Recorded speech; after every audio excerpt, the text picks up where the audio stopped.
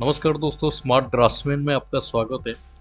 आज हम unified threads के बारे में बात करेंगे, तो चलिए शुरू करते हैं। यूनिफाइड थ्रेड स्टैंडर्ड एक इंच आधारित इंपीरियल स्क्रू थ्रेड सिस्टम है।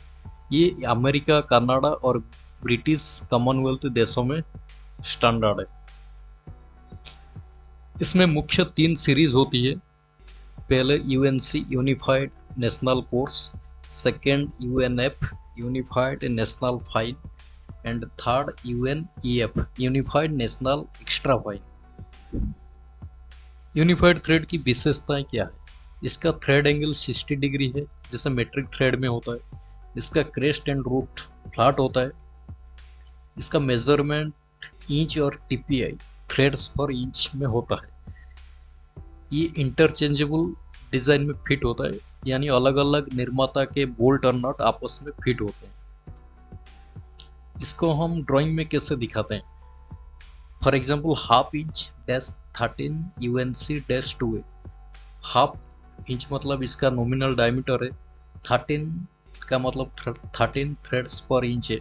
यूएनसी का मतलब यूनिफाइड नेशनल कोर्स थ्रेड है।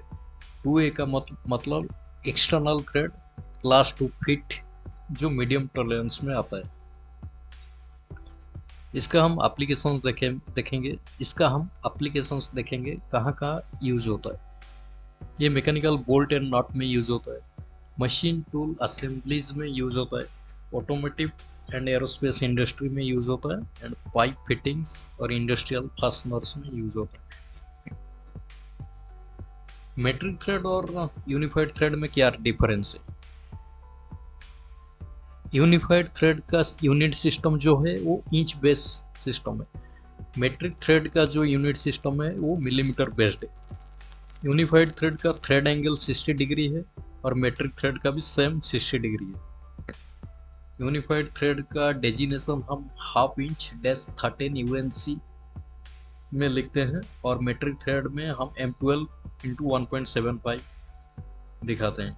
इसका यूसेज क्या होता है? ये USA, Canada and British country में यूज होता है और मेट्रिक थ्रेड जो है वो वर्ल्ड वाइड यूज होता है। दोस्तों, वीडियो कैसा लगा आप कमेंट करके बता सकते हैं। तो मिलते हैं नेक्स्ट वीडियो में। Thank you.